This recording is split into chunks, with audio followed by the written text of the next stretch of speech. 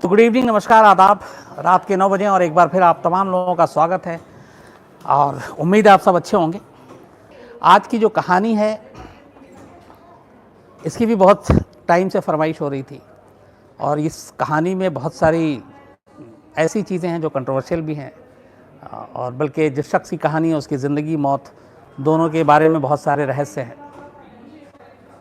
तो कहानी ये मतलब उस शख्स को क्या क्या कहे, कोई संत कहता है तो कोई आचार्य, कोई भगवान तो कोई धर्म का दुश्मन, कोई फिलॉसफर मानता है, कोई शक्ति मानता है, कोई व्यक्ति मानता है, मतलब अलग अलग रूप, अलग अलग नाम। तो कहानी ओशो की है, आचार्य रजनीश की है। अब ओशो शब्द, हालांकि ये जब मैंने भी पहली बार सुना था मुझे लगा था इससे पहले मैंने कभी सुना नहीं है। ये एक लैटिन वर्ड है, लैटिन भाषा में एक वर्ड है जिस ओशनिक, तो उससे ये शब्द ओशो लिया गया है, जिसका मतलब होता है कि सागर में विलीन हो जाना, मतलब सागर में। और इसीलिए कई लोग ओशो को नदी भी बुलाते थे। तो ओशो की ज़िंदगी जो थी जैसी थी, उनकी मौत को लेकर भी बहुत सारे सवाल रहे और आज भी बहुत सारी चीज़ें हैं मौत को लेकर जिसके जवाब नहीं मिले। और ओशो की एक बात ये भी है कि जब वो एक बार वर्ल्ड में अलग अलग जगह पर जाकर अपने भक्तों से मिलना चाहते थे तो दुनिया की 21 कंट्री उसने अपने यहाँ ओशो को आने नहीं दिया, या अगर वो उतरे भी तो एयरपोर्ट से वापस कर दिया गया, क्योंकि उन लोगों को ये था कि ओशो की जो बातें हैं, ओशो जिस तरीके की चीज़ें कहते हैं, उनका जो कल्चरल बातें हैं, जो रिलीजियस बातें हैं, वो उनके अपने उससे मैच नहीं करता, मिलता नहीं है। और उन्हें ये भी लगता था कि सरकार के ख़िलाफ़ और बाकी के ख़िलाफ़ वो भड़का रहे हैं। इवन हिंदुस्तान में भी जब वो बात करते थे तो गांधी जी के हमेशा ख़िलाफ़ बोला। कम्युनिस्ट अपना दुश्मन मानते थे, जो हिंदू धर्म के ठेकेदार हैं उनको भी लगता था कि वो गलत है। तो बहुत सारी ऐसी चीज़ें थी और ऐसे बहुत सारे, चूँकि सैकड़ों किताबें लिखी, हज़ारों प्रवचन दिए।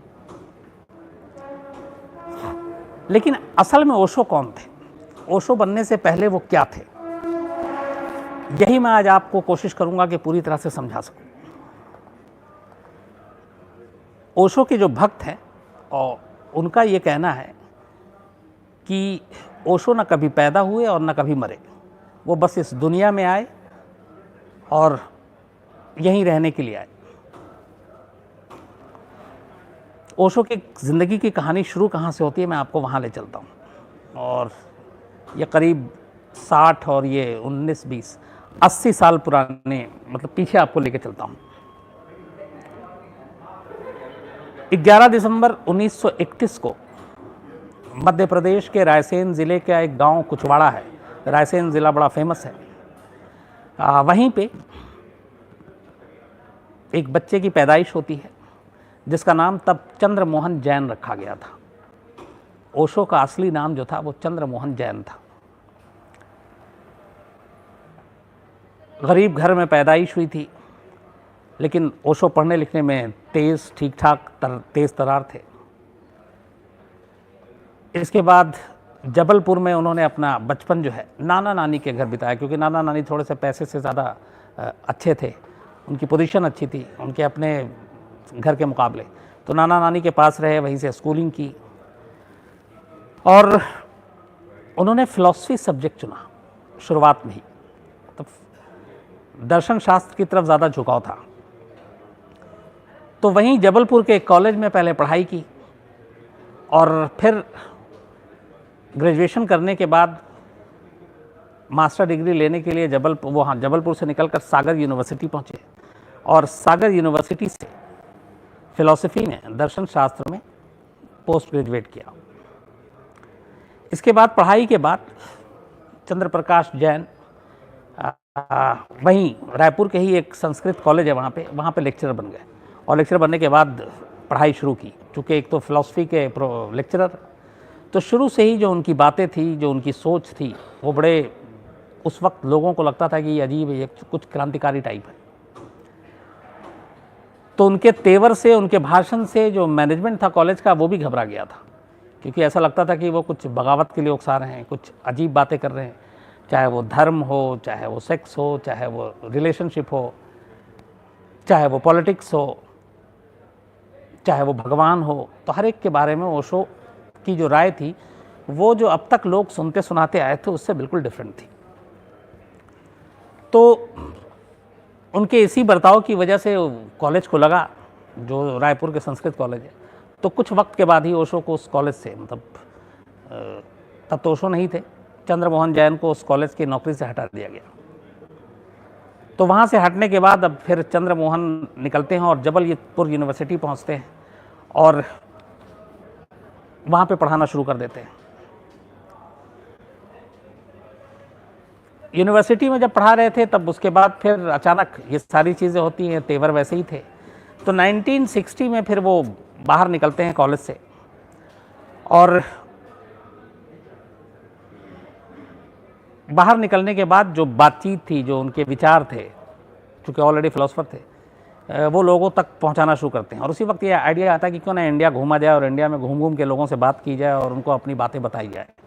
तो 1960 से लेकर 1966 तक वो 6 साल के अंदर लगभग भारत के हर हिस्से को कवर करते हैं और पूरे भारत में घूमते हैं।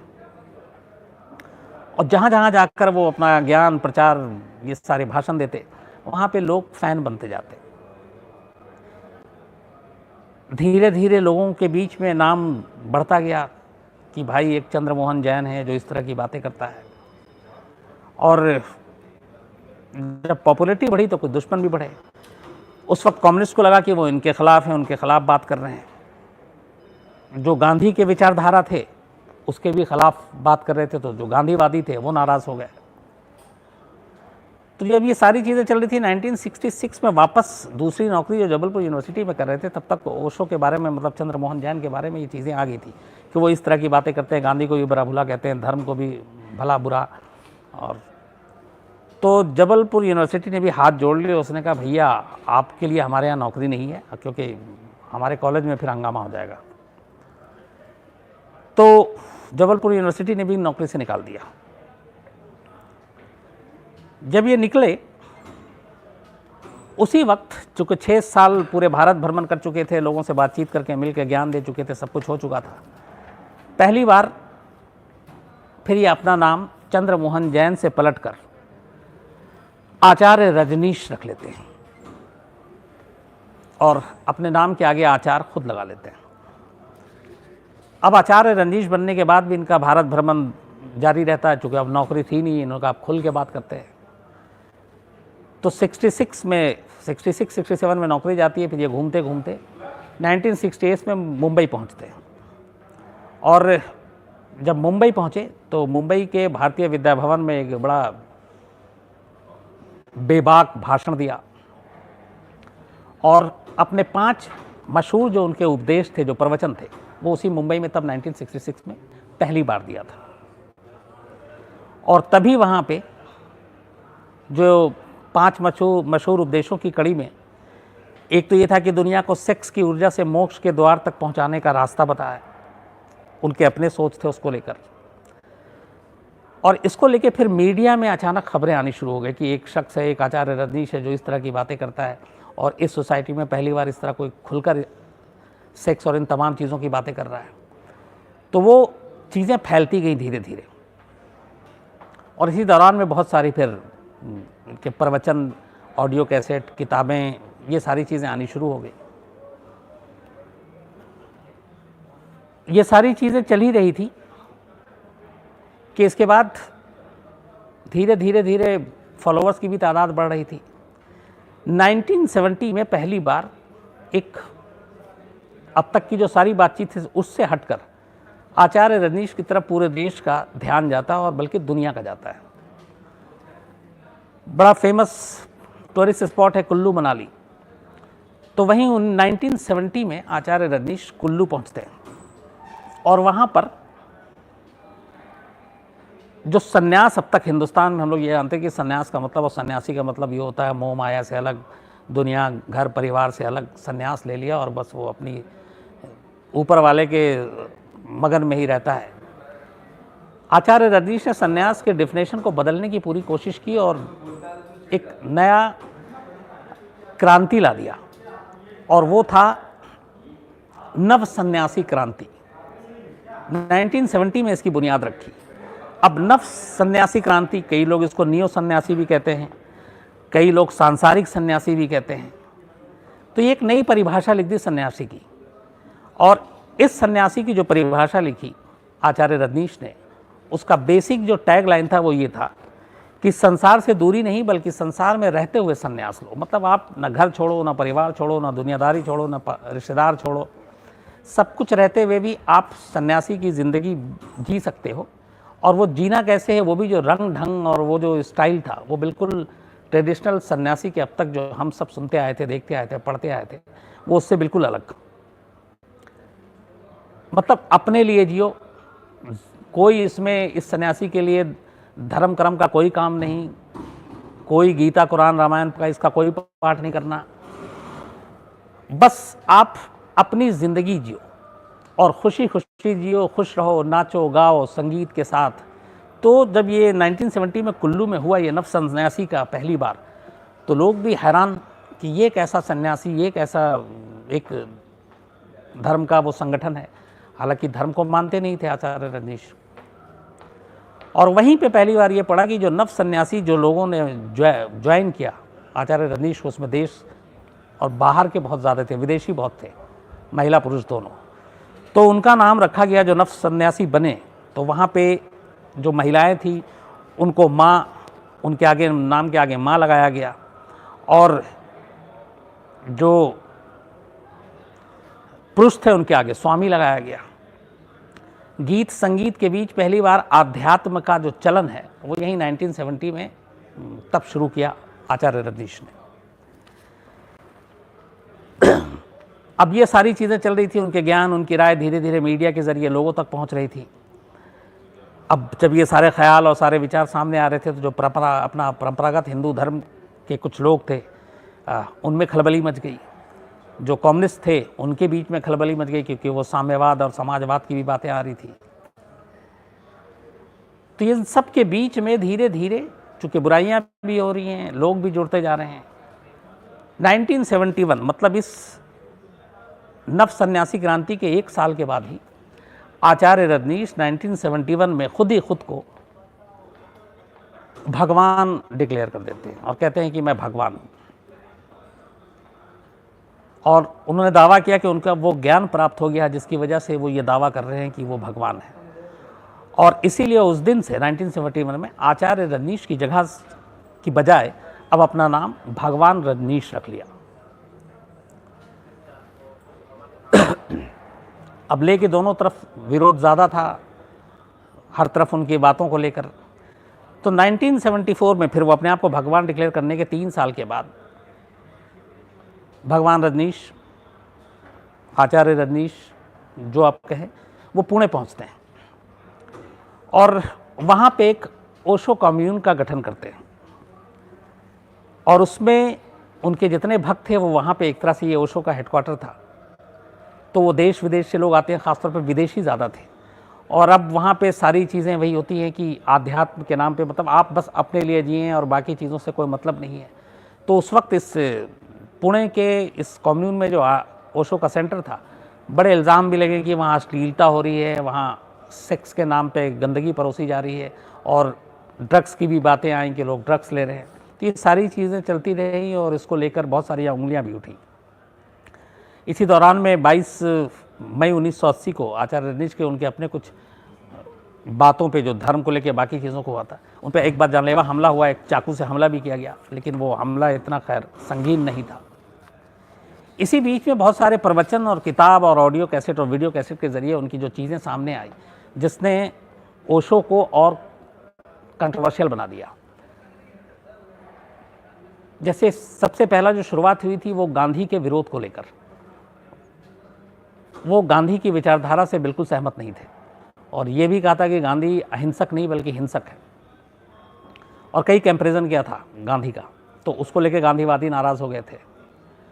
नव संन्यास जो आंदोलन शुरू किया 1970 में मनाली में, उसको लेके जो सन्यासी की पूरी बिरादरी थी वो नाराज़ हो गई कि ये सन्यासियों का मजाक है, सन्यासी इस तरह के जीवन नहीं बिताते हैं, कि गीत संगीत पे आप डांस कर रहे हैं, आप सब कुछ कर रहे हैं, तो उसको लेके कंट्रोवर्सी हो गई। देन एक और बड़ी चीज़ अचानक आई ओशो की, और वो आई कि इस समाज में परिवार की ज़रूरत नहीं है। परिवार एक बंधन है, परिवार नहीं होना चाहिए। हर इंसान को हक है कि वो अपनी मर्जी से जिए, अपने हिसाब से जिए, अपनी आज़ादी से जिए। और इसलिए जब परिवार की ज़रूरत नहीं है तो फिर शादी की भी ज़रूरत नहीं है, विवाह की भी ज़रूरत नहीं है। और विवाह एक बंधन है, दो लोगों को जबरन एक दूसरे का अचानक पति और पत्नी का नाम दे दिया जाता है कुछ रस्म करके, और फिर उनसे कहा जाता है कि आप आपस में प्यार करो। तो ये प्यार या प्रेम नहीं है। तो ये चीज़ें आई तो परिवार को लेकर और रिश्ते को लेकर और शादी को लेकर खिलाफ की शादी नहीं होनी चाहिए, परिवार ही नहीं होना चाहिए। इस पे काफ़ी हंगामा हुआ। बाद में और ज़्यादा जब हंगामा हुआ जब ये भी कहा कि परिवार और शादी के साथ साथ धर्म की भी ज़रूरत नहीं है, धर्म भी एक ढकोसला है और धर्म होना नहीं चाहिए। इसके बारे में कई जगह पे ये लिखा कि इंसान तरक्की कर रहा है, हम मॉडर्न दौर में जी रहे हैं, मॉडर्न मशीनें आ गई हैं, टेक्नोलॉजी आ गई है, लेकिन हम पढ़ते और हम मानते उन्हीं चीज़ों के हैं जो आज से किस पुरानी सदी की चीज़ें हैं, और उसी को हम चलते आ रहे हैं। जबकि मशीनें नई आ गई हैं, मशीनें नए नए तरीके से काम कर रहे हैं, बट इंसान उसी सोच के साथ आगे बढ़ा। तो इंसान मॉडर्न नहीं बन पाया, इंसान आधुनिक नहीं बन पाया, क्योंकि वो उन पुराने धर्मों की चीज़ों पे ही आज भी चल रहा है। और धर्म सिर्फ लड़ाता है, भड़काता है, ये सारी चीज़ें जिस पे काफ़ी हंगामा हुआ। तो धर्म की भी ज़रूरत नहीं, परिवार की भी ज़रूरत नहीं, शादी की भी ज़रूरत नहीं। इसके अलावा फिर आया कि इस पूरी दुनिया में अलग अलग ये जो देश हैं, इनकी सरहद कोई होनी ही नहीं चाहिए, पूरी दुनिया में कोई सरहद नहीं होनी चाहिए। और उसको लेकर संयुक्त राष्ट्र संघ जो उसके ऊपर उंगली उठाई कि वो सिर्फ एक तमाशा है, वहाँ पे दुनिया के कोई मसले हल नहीं होते। तो उसकी जगह पे एक विश्व शासन होना चाहिए, और उस विश्व शासन में पूरी दुनिया के नुमाइंदे हों, और वही पूरी दुनिया में बस एक ही सरकार हो और पूरी दुनिया की वही सरकार चलाए। और इसलिए हर देश जो है वो अपनी सारी जो उसकी आर्मी है या हथियार हैं वो उस विश्व शासन के हवाले कर दे, क्योंकि जब कोई बॉर्डर नहीं है, सब एक हैं पूरी दुनिया में, तो फिर आप जंग किससे लड़ोगे। ये एक थॉट था जिसको लेके भी हंगामा हुआ। जाहिर सी बात ये पॉसिबल भी नहीं था। फिर एक किताब लिखी थी संभोग से समाधि तक, जिसको लेके काफ़ी जो कंट्रोवर्सी, सबसे ज़्यादा बल्कि ये पढ़ा जाने वाला भी बुक था। तो ये सारी चीज़ें उसी वक्त एक साथ चल रही थी। और इसी वक्त एक ये भी हुआ था कि बहुत से लोग ओशो को, आचार्य रजनीश को पढ़ते थे और दूसरों को भी कहते थे पढ़ो, लेकिन साथ में एक हिदायत के साथ पढ़ो, लेकिन इस पर अमल मत करना। तो दोनों चीज़ें थी ये कि मतलब पढ़ने के लिए भी कह रहे हैं और ये भी कह रहे हैं कि अमल मत करना है इसको, क्योंकि वो उसमें सारी चीज़ें ही ऐसी थी। तो ये सब कुछ चल रहा था। तब तक 80 का दौर आ गया। भगवान बने हुए भी, अपने आप को डिक्लेयर किए हुए भी अब कई साल हो गए थे। इसी बीच में अचानक पुणे में ही ओशो की तबीयत थोड़ी ख़राब हो जाती है। तो उनके जो भक्त हैं वो कहते हैं कि आप इलाज के लिए बेहतर है कि आप अमेरिका आ जाएं। अच्छा, तब तक बहुत सारे भक्त पूरे दुनिया भर से आ रहे थे जो विदेशी थे, तो उनके बहुत सारे भक्तों ने ज़िद की कि आप अमेरिका आएँ, वहाँ इलाज करें। तो 1981 में ओशो अमेरिका पहुँचते हैं इलाज के लिए। जब इलाज के लिए गए तो थोड़े दिन के बाद इलाज कराया, सब कुछ ठीक हो गया। तो उन्होंने, भक्तों ने उनके कहा अमेरिका में कि अब आप कुछ दिन यहीं बिताइए, यहीं रहिए, और ओशो को रहने के लिए अमेरिका में मना लिया। अमेरिका की एक जगह है सेंट्रल ओरेगन। तो सेंट्रल ओरेगन में ये कहते हैं कि पूरा एक रेगिस्तानी इलाका है एकदम। तो सेंट्रल ओरेगन के रेगिस्तानी इलाके में ओशो के भक्तों ने बाकायदा ओशो के लिए 64 एकड़ ज़मीन खरीदी और वहाँ पे आश्रम बनाया और कहा कि ओशो आप यहीं रहेंगे। बाद में इस आश्रम का नाम रजनीशपुरम रखा गया, आचार्य रजनीश के ही नाम पर। कहते हैं कि करीब 10,000 ओशो के भक्त थे जो इसी रजनीशपुरम में वहाँ यूएस में रहते थे, और उनके रहने का, उनकी सारी जो चीज़ें थी रोज़मर्रा की, वो बिल्कुल अलग, डिफरेंट थी। उनको ये था, जो उनमें से निकल कर आए, उनके कई के इंटरव्यू भी हैं, कि वहाँ रहने के दौरान ये था कि आप दुनिया भूल जाओ, आपको जो करना है अपनी मर्ज़ी से करो, आप सोचो मत, आपके ऊपर कोई बंदिश नहीं होनी चाहिए, आप अपनी हिसाब से जियो, किसी के डर से नहीं जियो, किसी गिलानी से मत जियो, मतलब जो आपको जब जिस वक्त जो मन करे आप वैसे जियो। तो लोग वहाँ पे रहते थे, उसी हिसाब से जीते थे। कहते थे कि जब मन करता था बिना कपड़े के भी रहते थे, जब मन करता था नाचते थे, गाते थे, खाते थे, पीते थे, सोते थे, मतलब पूरी आज़ादी के साथ जियो। तो ये सब कुछ चल रहा था। और उस पूरे रेगिस्तान में धीरे धीरे पूरा एक हरा भरा आश्रम बन गया रजनीशपुरम, और भक्त और आने लगे जिन जिन तक ये बात पहुंची। और कहते हैं कि इस धीरे धीरे भक्तों की तादाद वहाँ पे करीब 20,000 हो गई, और उनके लिए फिर मकान वकान सब बनने शुरू हो गए, और 5-10 हज़ार घर बन गए, एक छोटा सा एयरपोर्ट बन गया, और जो बाकी शहर की ज़रूरत होती है वो सारी चीज़ें धीरे धीरे धीरे वहाँ पे डेवलप हो गई।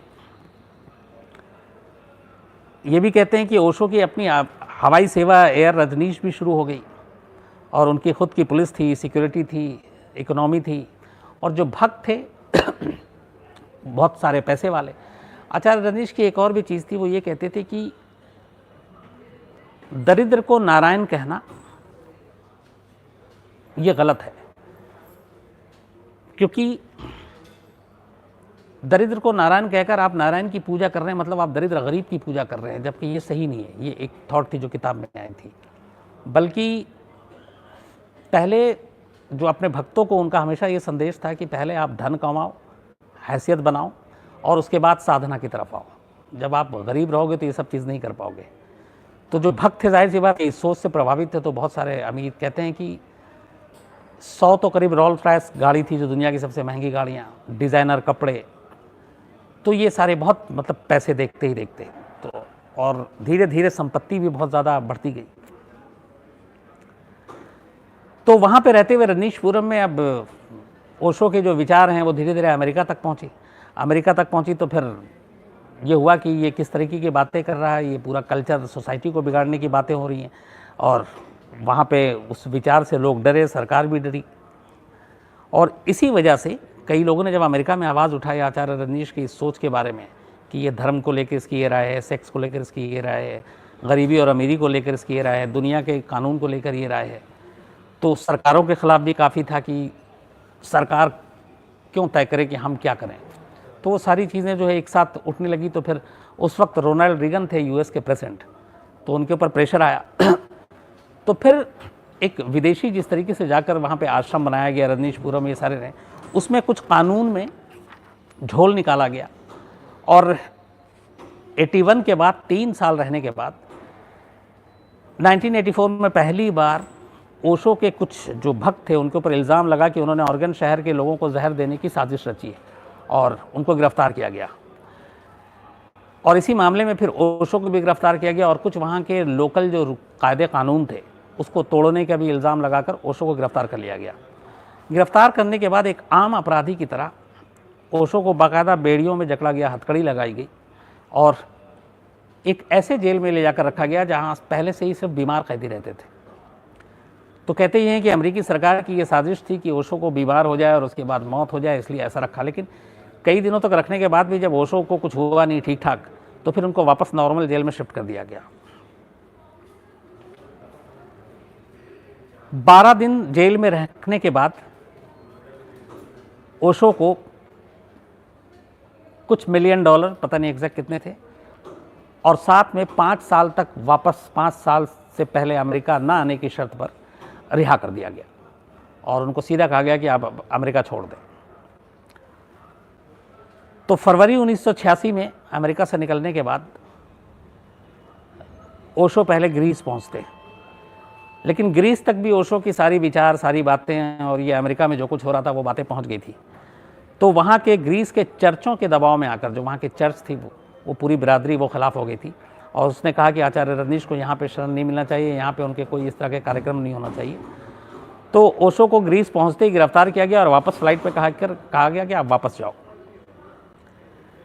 वो वहाँ से निकलने के बाद फिर स्विट्ज़रलैंड पहुँचते हैं, और वहाँ पे भी हथियारबंद जो पुलिस वाले थे उनको पहले से जानकारी थी, वो वापस ओशो को उठाते हैं और कहते हैं भैया आप किसी और कंट्री में जाओ। स्वीडन पहुँचते हैं, स्वीडन में रुकते भी हैं थोड़े, लेकिन फिर स्वीडन के ऊपर प्रेशर आ जाता है और स्वीडन भी जो है उनको देश छोड़ने का हुक्म सुना देता है। इसके बाद England, Ireland, Canada, Antigua, Holland, Germany, Italy, Russia, 21 country अलग अलग वो जाते हैं, लेकिन 21 के 21 मुल्क जो है वो आचार्य रजनीश को अपने यहाँ रहने से मना कर देते हैं और कहते हैं कि भैया आप यहाँ नहीं रह सकते, आप जाओ। तो इन सब जगह से निराश होकर मार्च 1986 में, मार्च नहीं कोई और महीना था, अमेरिका का ही एक देश है उरुग्वे, उसी के पास। तो वहाँ पे वो थोड़ी सी हिम्मत करता है और आचार्य रजनीश को, ओशो को शरण देता है।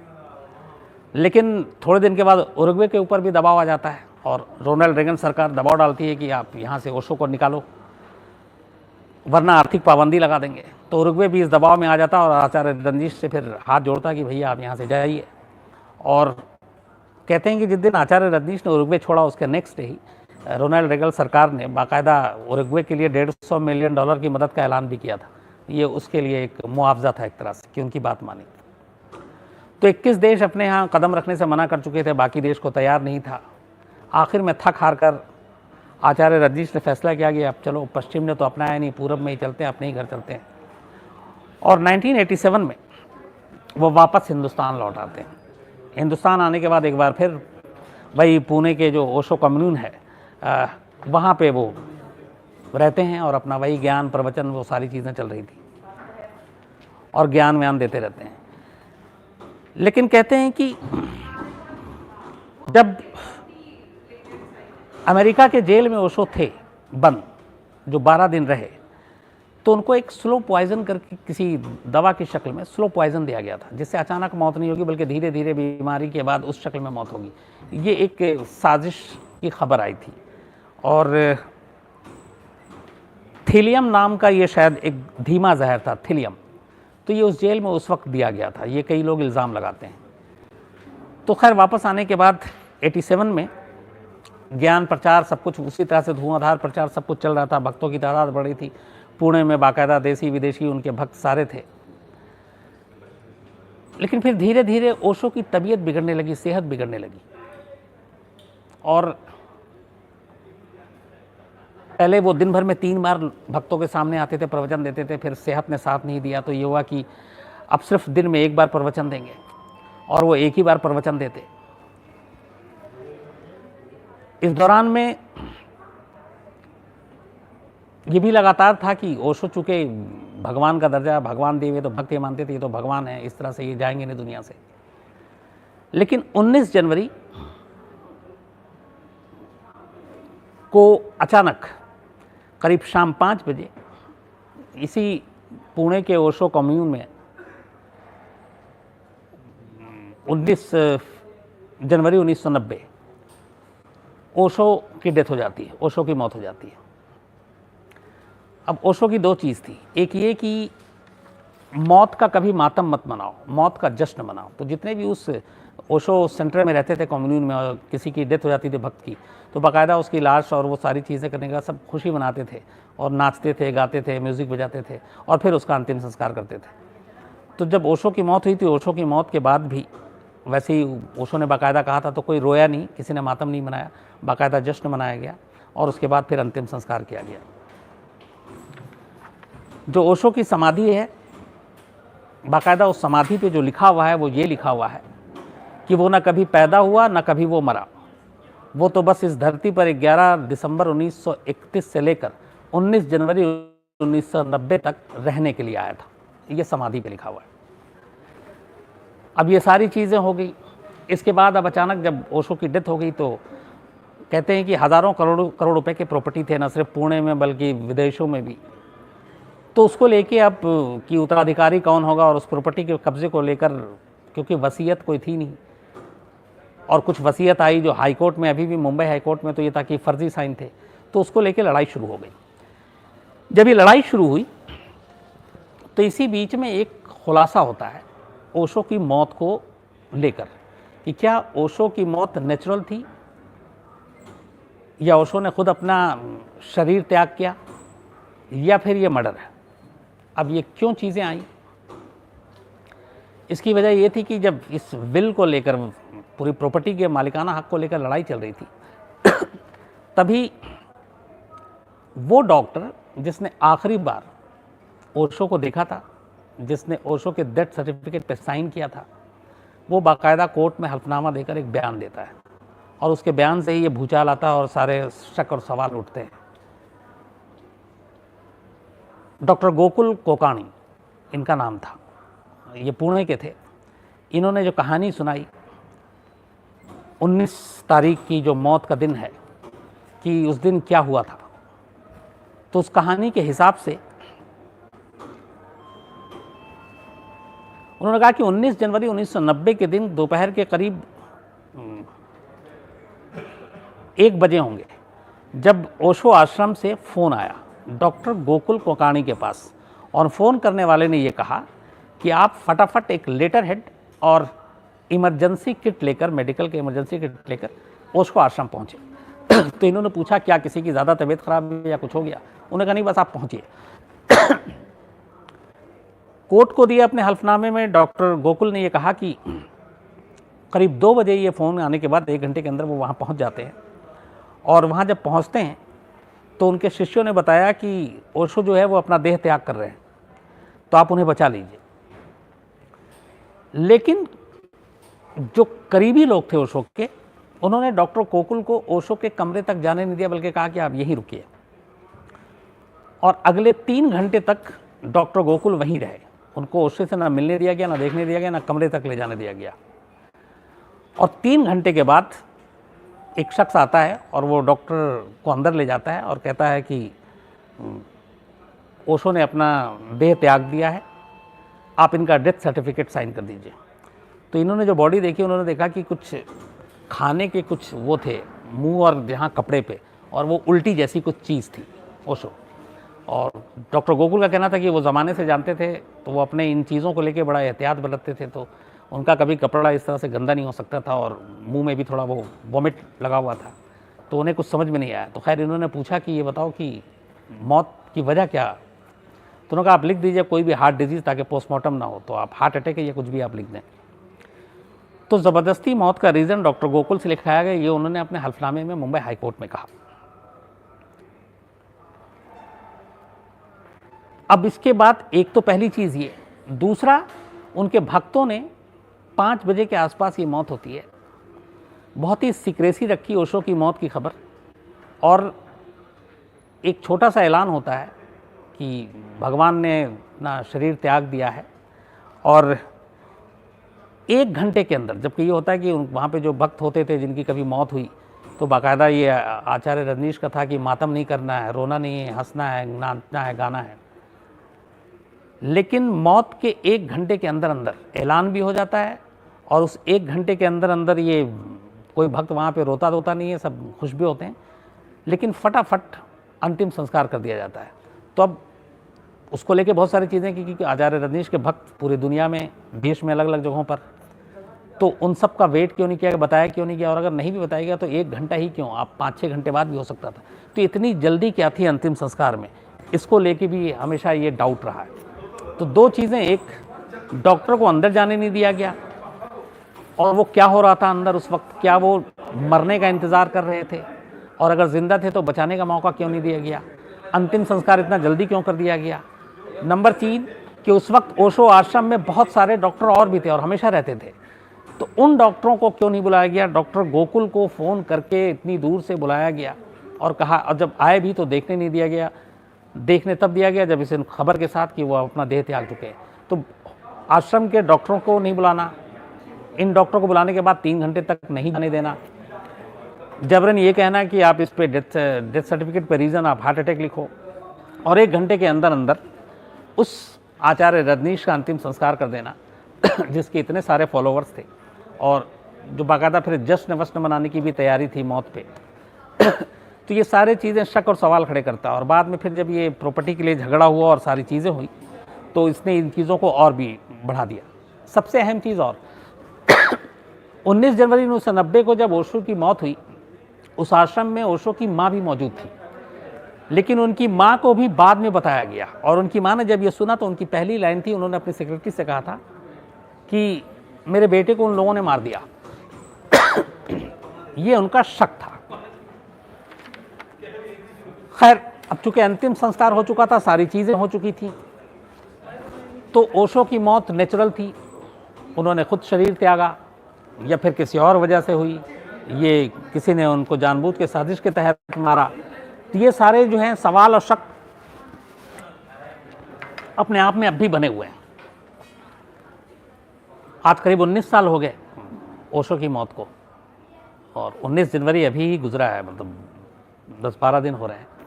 लेकिन ओशो की मौत की सही वजह क्या है ये आज भी किसी को पता नहीं, और इसीलिए एक राज बना हुआ है। लेकिन ओशो के फॉलोअर्स अब भी हैं, कुछ लोग चला रहे हैं, हालांकि केस मुकदमे चल रहे हैं, अलग अलग ओशो इंटरनेशनल के नाम से भी कई हैं। उनके जो किताबें हैं, ऑडियो वीडियो कैसेट, कहते हैं कि उसके सिर्फ सालाना 100 करोड़ से ज़्यादा की रॉयल्टी ही आती है। तो उसको लेकर भी लड़ाई अब भी जारी है। और इसमें एक चीज़ और है कि जब ओशो की मौत हुई थी उससे ठीक 40 दिन पहले, बल्कि 41 दिन पहले, ओशो की पुरानी एक गर्लफ्रेंड हुआ करती थी जिनका नाम था माँ प्रेरणा निवानो। इनकी उम्र 40 साल थी, और 41 दिन पहले 40 साल की निवानो की एकदम ठीक ठाक हालत में अचानक मौत हो जाती है। और उस मौत का भी रहस्य सुलझा नहीं, क्योंकि पोस्टमार्टम और बाकी चीज़ें हुई नहीं, वो उसी वहीं पे हुआ था और ये सारी चीज़ें एक राज रह गई। तो 40 दिन पहले उनकी गर्लफ्रेंड जो निवानो थी, कभी गर्लफ्रेंड थी, उनकी मौत, और 40 दिन के बाद ओशो की इस तरीके से मौत, और आनन फानन में अंतिम संस्कार, डॉक्टर को न जाने देना, ऐसी बहुत सारी चीज़ें थी जिसने कई शक और सवाल खड़े किए। लेकिन आज भी ओशो की मौत पर पर्दा पड़ा हुआ है कि उनकी मौत की असली वजह क्या थी। तो ये थी ओशो की कहानी, और कुछ चीज़ें इसके बारे में आप लोगों को पता हो तो मुझे ज़रूर बताइए।